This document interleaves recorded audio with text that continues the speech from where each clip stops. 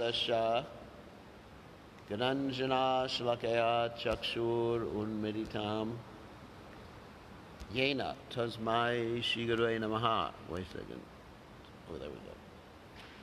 So, we are here giving the Karuna virus today. Merciful virus. So, anyway, Gokul just chanted this very nice mantra. Om Pavitra Pavitrova Sarvavashtam Gatopiva Yaksmaret Pundarikaksham Savaya Avyantara Shuchi Shri Vishnu Shri Vishnu Shri Vishnu, which is actually really an important mantra, which basically says the same thing as the first verse in the Shikshashtaka. Everybody knows the first verse? Chetu Darpanam Arjanam Bhava Mahadvagni Darpanam. So by the chanting of the Lord's holy names, the mirror of the heart becomes cleansed. Chetu Darpanam Arjanam. It's actually a cleansing process. So the same thing is Om Pavitra Pavitro Va. What that means is that whatever one's background, Dinahina Yatachilo Haninam Udurilo. That's another verse. Of course, that's in Bengali, not Sanskrit.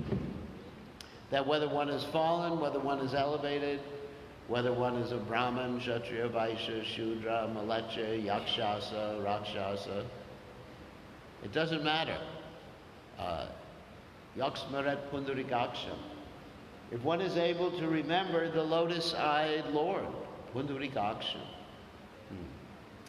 then Savaya Avyantara Shuchi Shri Vishnu Shri Vishnu Shri Vishnu. Then he gets purified. So the whole process of Krishna consciousness is to always remember Krishna and never forget Krishna. And as soon as we forget Krishna, automatically we become contaminated. According to the Srimad Bhagavatam, Rate Ratam na pratiyeta chatmani tadvadyad atmano mayam dyata vasha yata tamaha.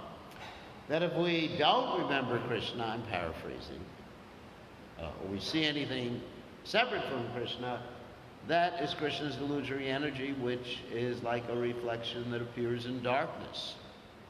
In other words, we're in Maya, to put it clearly. So, how to remember, the point is how to remember Krishna, not simply at the time of death. Of course, we do know it's important to remember Krishna at the time of death, as Krishna himself states in the Gita, Yam yam papi smaran bhavam yajatayanti kalevaram tam tam evaiti kontya siddhatad bhava bhavata. Whatever you're remembering at the time of death, that's where you go. But it's also important to remember Krishna throughout one's life, so that one avoids the contamination of this material energy. It is stated that this, especially this Kali Yuga, is so polluted. Kaler dosha, nire rajan asyego mahagmana, kirtanari, eva krishnasya, mukta sangha purambrajet, that the only solution is the kirtanana, eva krishnasya, mukta sangha purambrajet, to remember Krishna by the chanting of his holy names. So that is the only effective process ultimately in Kali Yuga. Another verse, Harinam Harinam Harinam Eva Kevalam Kalona Shteva Nashteva Nashteva Gatirandata. In this age of Kali, there ain't no other way. There ain't no other way, just to put it in American English. There ain't no other way. It's emphasized 3 times. There's no other way, there's no other way, there's no other way. Actually, it says, when you say something in the Vedic culture 3 times, that's it. There's nothing else going on. You understand? If you just say it once, okay, you may be making a little bit of a story here. But if you say something 3 times, there's no other way, there's no other way, there's no other way. That's it, ain't no other way. We do everything else in Krishna consciousness, whatever we do is to actually increase the quality of our chanting. Everything we do, whether it's deity worship, whether it's wearing these dhotis, these male dresses, whether it's putting on tilak, whether it's putting on neck beads, whatever we do, basically, is meant to increase the quality of our chanting, or going on Sankirtan. And if you don't have quality chanting, then what is that?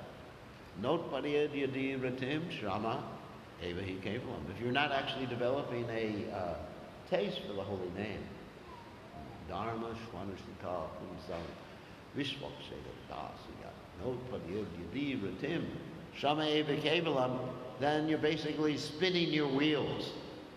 What does spinning wheels means? Spinning wheels means, just like the other day, we were in Nandi, and we were visiting someone's house when it was really raining out.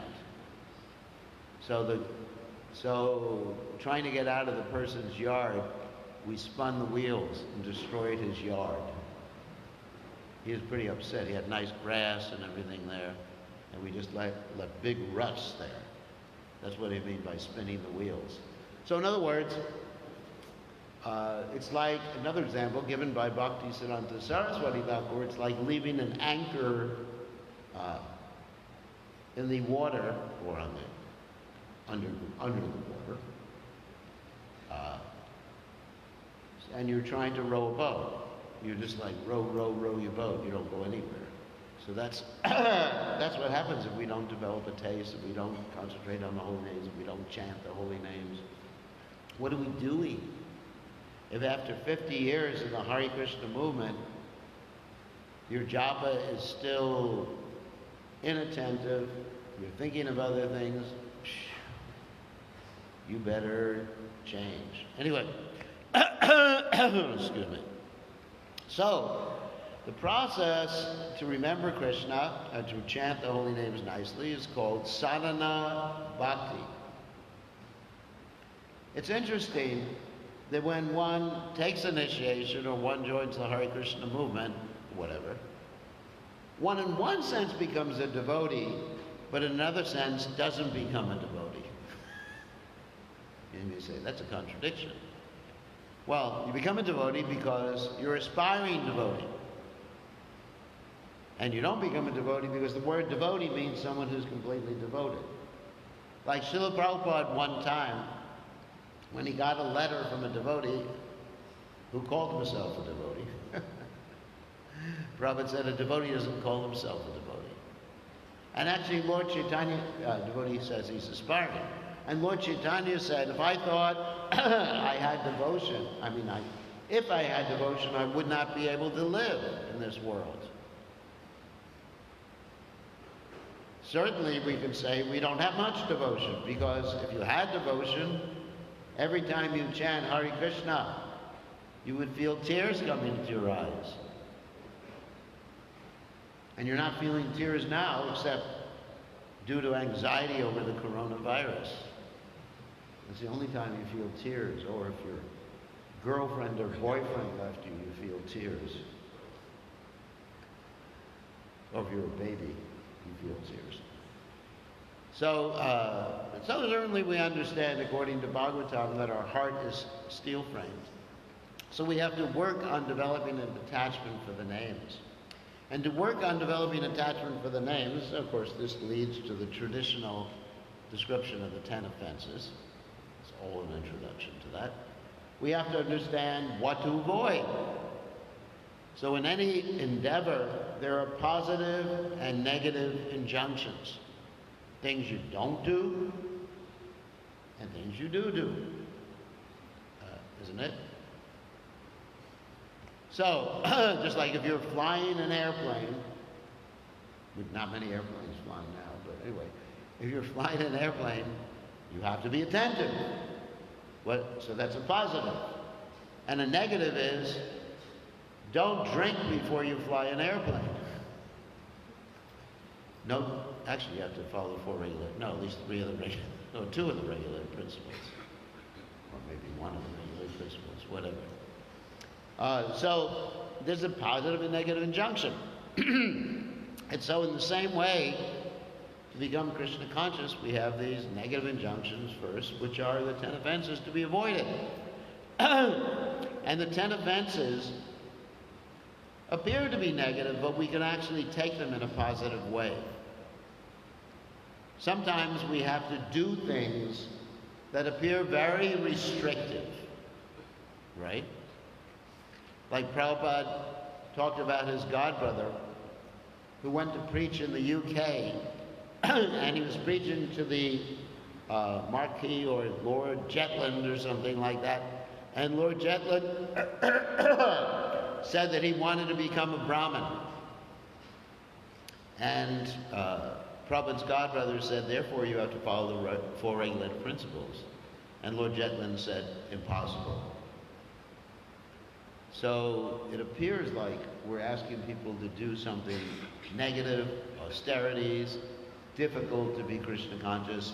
So it's better to approach the restrictions, like the 4 regulative principles or the chanting or whatever, in a positive way rather than a negative way. And also, if you have a positive goal, then you can easily give up things. I often use the example that years ago I had to give up certain food that I was very attached to. Vegetarian food. Prasadam. I didn't give up eating prasadam, don't take it that way. But certain food I was very, very attached to. It was my whole life and soul, basically. Not really. But then I understood, to please Prabhupada, I had to give up that food. Now you may say, why giving up certain vegetarian food is pleasing to Prabhupada? Well, it's pleasing to Prabhupada if you can stay in your body and preach longer. I mean, we're not going to stay in these bodies forever. So based on that positive, it was very easy just to give up certain types of food. That was the simplest thing I ever did in my life, basically. Amazing.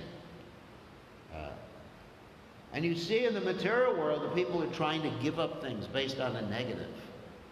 Like you have people who are addicted to alcohol, people who are addicted to drugs, people who are addicted to kava, people who are addicted to garlic.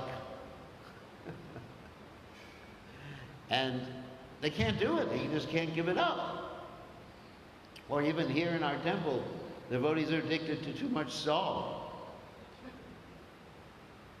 In the past, they've given me little samples of Mahaprasadam, and it raised my blood pressure from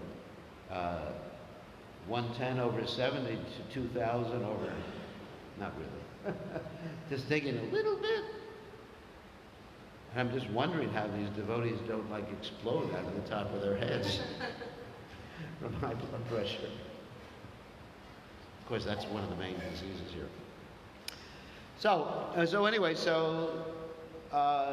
if you do something for Krishna, then it becomes easy to give something up, because it's a positive. Rasa varjam rasa pyasa param drishta varjata. You have a higher taste. It's love. Just like, whatever love I have for Prabhupada keeps me going. Just like we dance for Mangalarti.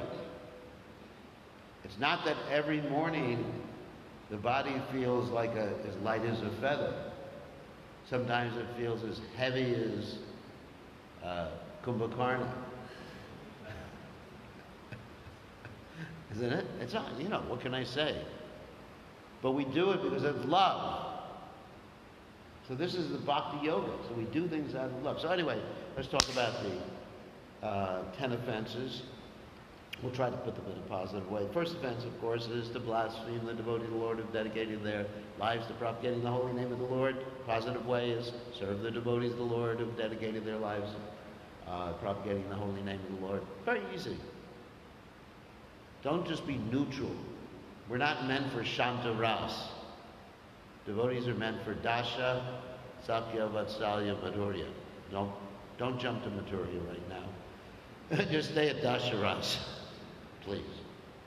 So devotees are meant to serve. So you serve the Vaishnavas. And the second offense is to consider the names of demigods like Lord Shiva, Lord Brahma, not Kurma, sorry. You have Vayu, and all the other millions of demigods to be equal to or independent of the holy name of Lord Vishnu. So instead, just consider Aham Adi Devanam, as Krishna says in the Gita. He's the source of the demigods. That's it. It's very easy if you actually take it in the positive. Third offense, of course, is to disobey the order of the spiritual master, and the positive is to obey. As they say, bow down, mister.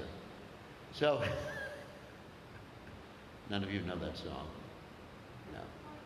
So, anyway, so obey the order of the spiritual master. Another one is the blasphemy of the Vedic literatures or literatures and pursuits of the Vedic version. Instead of doing that, you glorify, you distribute the Vedic literatures, you distribute Srila Prabhupada's books. You give the book, Prabhupada's books, treated books like deities. Prabhupada said someone who even puts his book, one of his books, on the bookshelf and pays respect to it makes spiritual advancement. Even if they don't open up the book, they make spiritual advancement. So in other words, we respect the Vedic literature. Another answer is to consider the glories of chanting Hare Krishna to be imagination, not imagination. Purna Shuddha Nitya Mukto, Vinatvam Namanami. No, it's the holy name is Krishna. Namachintamani Krishna is Chaitanya Rasa Vigraha. Non-different than Krishna. It's complete, perfect, pure, etc. And the proof of the pudding is if you chant, you actually become Krishna conscious. You purify your heart.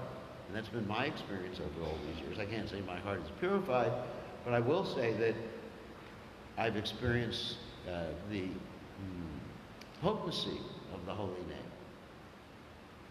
So, then the next offense is to give some perverted, imaginative interpretation of the holy name. Instead, understand what the holy name actually means. The holy name is Hare Krishna, O energy of the Lord, vocative, Radharani. Please let me serve you. So if you're chanting and there's some service to be done, and you say, no, I just have to chant 64 rounds, then what are you doing when you're chanting? What are you doing? I mean, we should chant 16 rounds, obviously, but we're meant for being active. We're not bhajananandis, just like cultivating our internal devotion. Oh, I'm chanting and I see Krishna. Well, wash the pots, Prabhu. Don't tell me. I see Krishna in the pots, not the smoking pots. Clean Krishna's pots.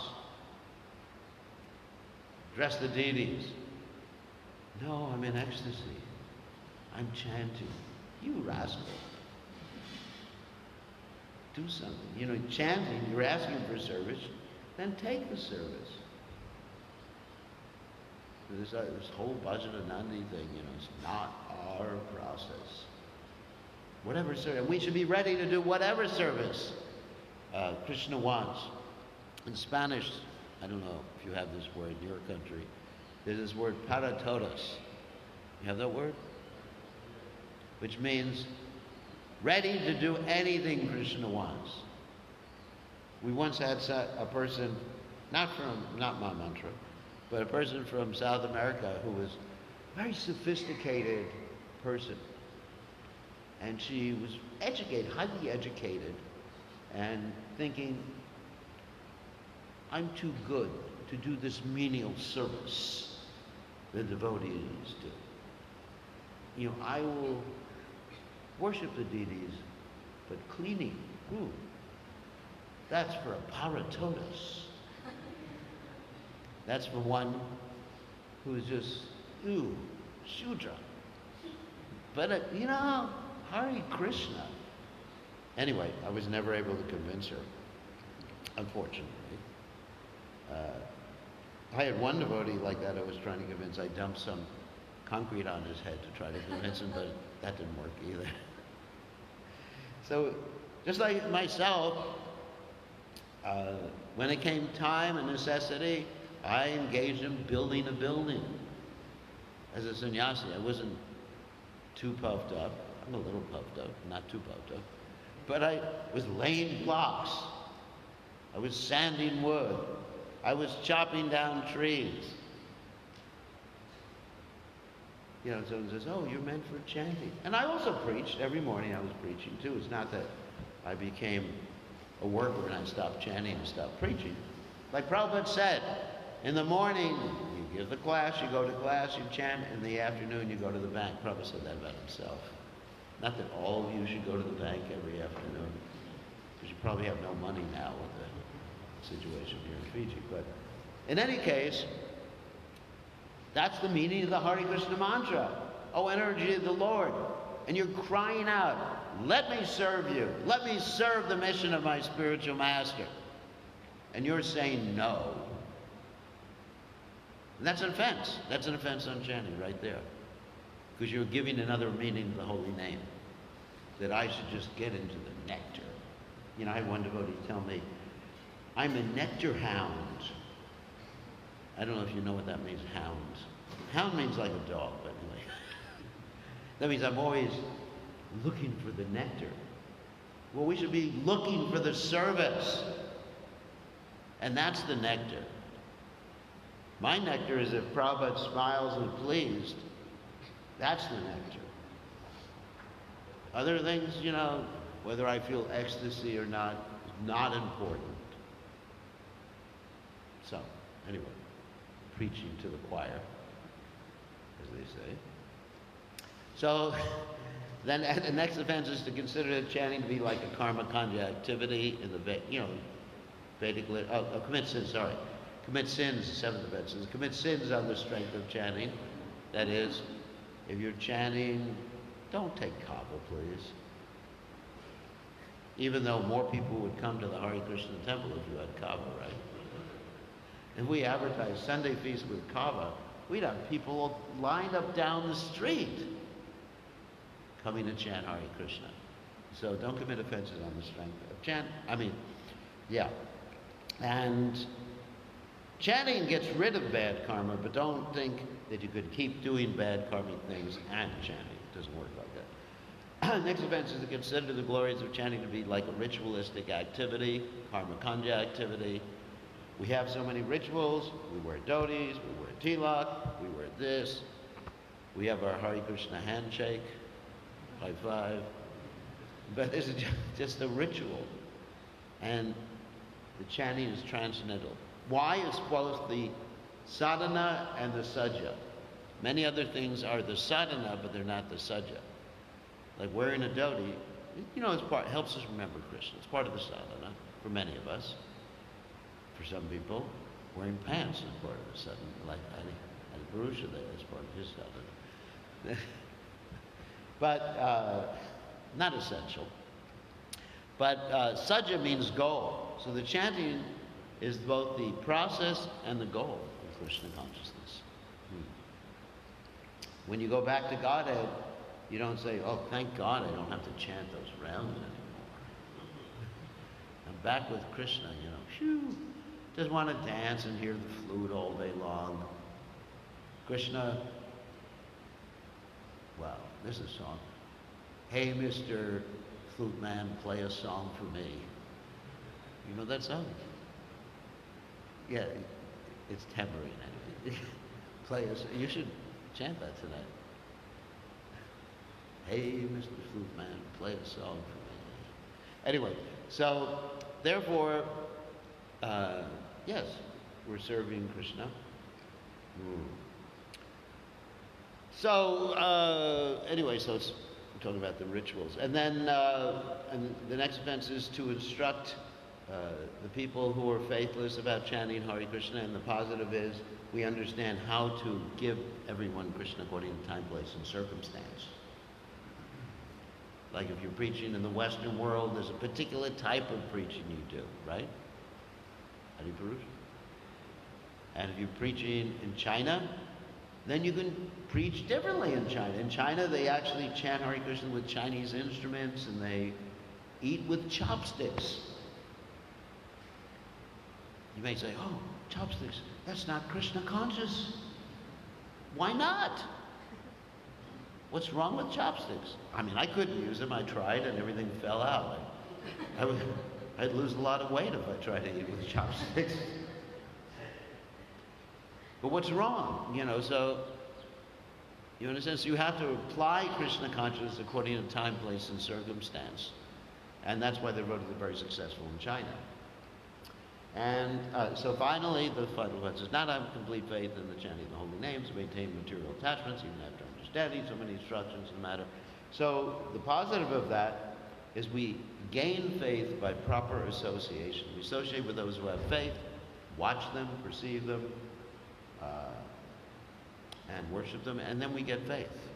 By hearing from Prabhupada, you get faith. Like every morning I try to hear a class from Prabhupada, and it gives me faith. I mean, this morning I was listening, Prabhupada was using the word rascal like 1,000 times.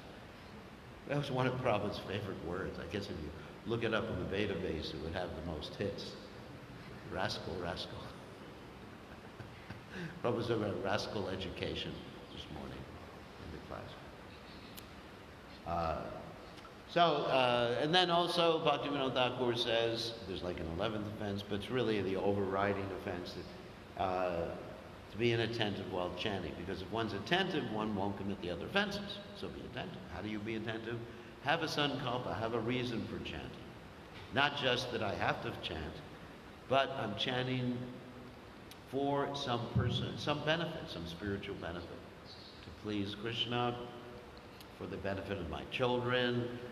And like for me, I chant for the benefit of my disciples. That keeps my chanting really good every day, because I have so many rascal disciples. So please help this rascal. Hare Krishna, Hare Krishna, Krishna. Keeps me really focused on the holy names. Please save me from their karma. Hare Krishna, Hare Krishna, Krishna Krishna, Hare Hare. Yeah, try it someday. So, anyway, be attentive. And then positively, let's see how much time we have left. Positively, study Lord Chaitanya Mahaprabhu's prayers, the Shikshashtika prayers. Understand Lord Chaitanya's mood. And I think reading the Chaitanya Charitamrita really helps with the chanting. Especially about Lord Chaitanya's mood of separation from Krishna, especially about Lord Chaitanya Mahaprabhu's recitation of the Shikshashtika, which is actually in the last chapter of the Chaitanya Charitamrita, the Anchalila. So then we associate with devotees and preach Krishna consciousness. If you preach, if you actually help people come to Krishna, if you teach the Bhagavad Gita or help people chant, Krishna says, there is no one who is more dear to me than that person. And then you get a real taste for chanting, you make rapid spiritual advancement. So Lord Chaitanya said, Yari Dekatarikara Krishna Vadesh Mari Gari Guru Hori Tore Desh. That our business is that whoever we meet, whoever we come in contact with, we're supposed to be like their guru. Not that you initiate them, but guru in the sense of heavy with knowledge, you give them Krishna, or the holy name, or prasadam. A devotee is Vanchakalpa Tarubhyascha Kripa Sindhu Vyevacha. A devotee is an ocean of mercy. If you see someone suffering, which is just about everybody, even though they appear not to be suffering, you just feel so compassionate. I have one disciple in the UK. She's so compassionate that wherever she goes, whoever she talks to, she approaches them and gets them to chant Gauranga. You met her? I mean, I was there in the UK one time, several times, and she would approach the police. She'd go right up, and I'm just so embarrassed. Oh my God, I'm not with her. She would go right up to the they call them bobbies, because they have hats like bobbies. And she would go right up to the bobbies and say the magic word, Guranga. I said, what, ma'am? Gauranga. Say it, Gauranga. And the police would say, okay, Gauranga. So that's compassion. And we have there's another devotee in North Carolina, actually one of my god sisters, who goes out as a clown. And she calls herself Gauranga. Gauranga the clown with a friend, Neat Tie. She's so compassionate, isn't it?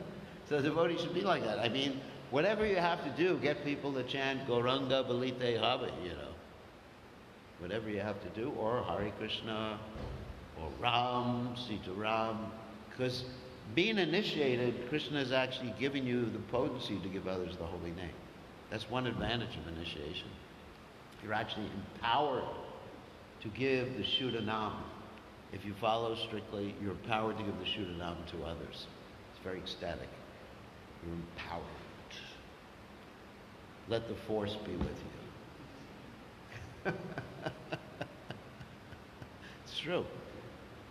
You have to learn how to use the force. So, on that happy note. So then, of course, there's the promises, the chant, 16 rounds, and follow the 4 regulative principles. As we were discussing, there's a couple that 16 rounds every day, and so, but there's a special dispensation for ladies who have babies sometimes. They struggle a little bit because they're woken up like 2,000 times in the middle of the night. I mean, if I had to be woken up by a baby several times at night, I would check into the mental institution after a little while. But mothers are able to do it, isn't it? You think about it. Someone cries in the middle of the night, and you don't get any sleep for days and days and days, and you're walking around like a zombie. Krishna gives special dispensation for mothers. Krishna actually especially gives special mercy to mothers. How about that? That doesn't mean you men should aspire to be mothers, but you got your own activities to perform. Anyway, just think of it. Whew. I just thinking of it, I get upset enough when one of these brahmacharis go outside on the balcony in the middle of the night and starts coughing and wakes me up. You have a balcony right outside my room. Sometimes one of you go, because I'm a very light sleeper. Sometimes one of you goes out like at 1 o'clock in the morning, you run some water, and I'm ready to go. Ah! So, anyway, don't worry. I control myself. So, anyway, so now we can proceed with the name giving, if that's all right, and the beads. And so you can come up one by one. Pranit first, and Ni-am.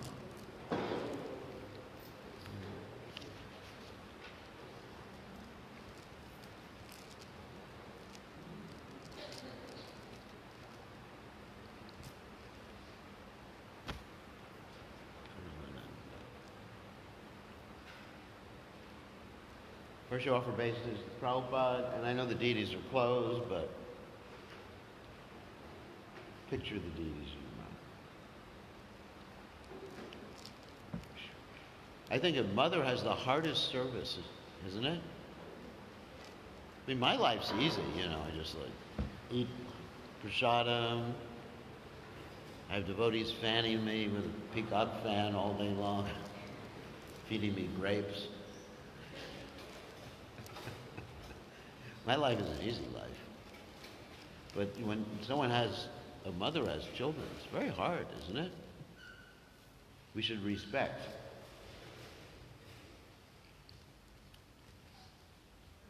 Okay, you offer obeisance to the deities. Make believe the deities are open. They are open, they're watching. It's not that the curtain keeps Krishna from seeing. The curtain keeps me from seeing Krishna. That's true. I was always thinking, that sometimes we go over to people's homes and while we're eating prasadam, they close the eating curtains and just say, Krishna, we don't want you to see the devotees eating prasadam. One time I was with Prabhupada, and it was during Prabhupada's Vyasa Puja, and Prabhupada was handing out his birthday cake. And the devotees said, but we're not supposed to eat, Prabhupada. Prabhupada said, no, it was in front of the deities, big New Vrindavan. And then not only did we eat prasadam, but we had a fight over the pieces of the birthday cake. The brahmacharis were punching each other, just trying to grab one piece, and Prabhupada was laughing like anything, seeing the devotees fighting. So I'm not saying we do that all the time, not every day. Okay? Oh, mala. I'll have to give you a mala. You're supposed to, priest is supposed to have a mala too. Okay. Thank you. So we offer obeisances.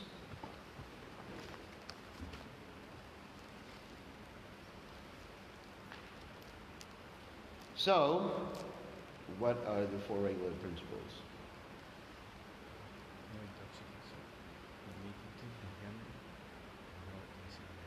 Good. How many rounds? 16. So, you get the beads with your right hand. So your name now is, that's good.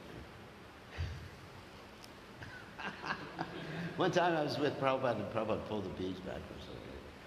So I wanted to see what happens when you do it. So your name now is Paramananda. Paramananda means supreme bliss. So we have a Parameshwara here, Supreme Controller, and Paramananda here. Paramananda ki jai. Jai, supreme bliss. Servant of supreme bliss.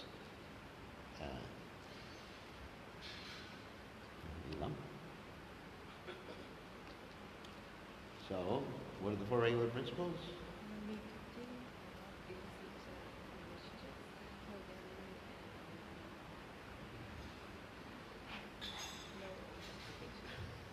Gotta give people a hint.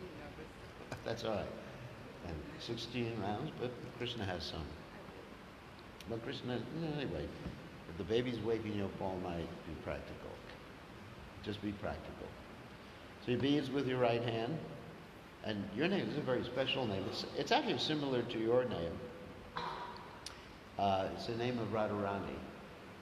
Very special name. Actually, some of you may have heard this name before. It's Nilambari.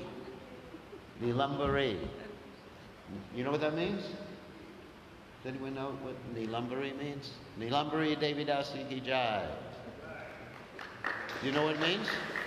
Anyone know? It means she who wears a blue dhoti, a blue dress. That's Radharani. It's a very special name of Radharani, Nilambari. So it's very similar to your name.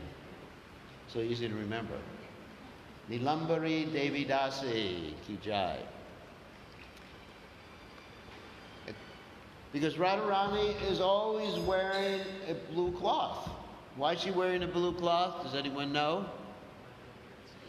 Because Krishna's color. And Krishna is always wearing what color? What? Blue? Yellow. But what is that called? Krishna is called what in terms of his cloth? There's a name for Krishna. What's that? Does anyone know? Pitambara. So Krishna's actually I should have given you the name Pitambara. That would have. Should I change it?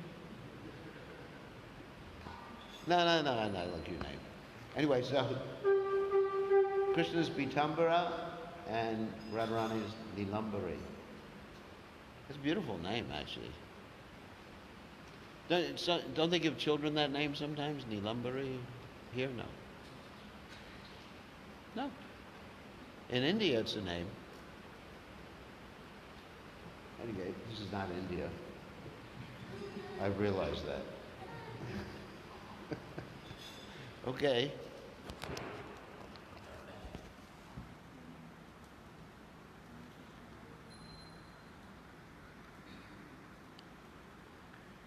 So, while he's doing these rituals, we can have some kirtan. Where's our kirtan man? The kirtan man went away. He disappeared. Someone should do kirtan.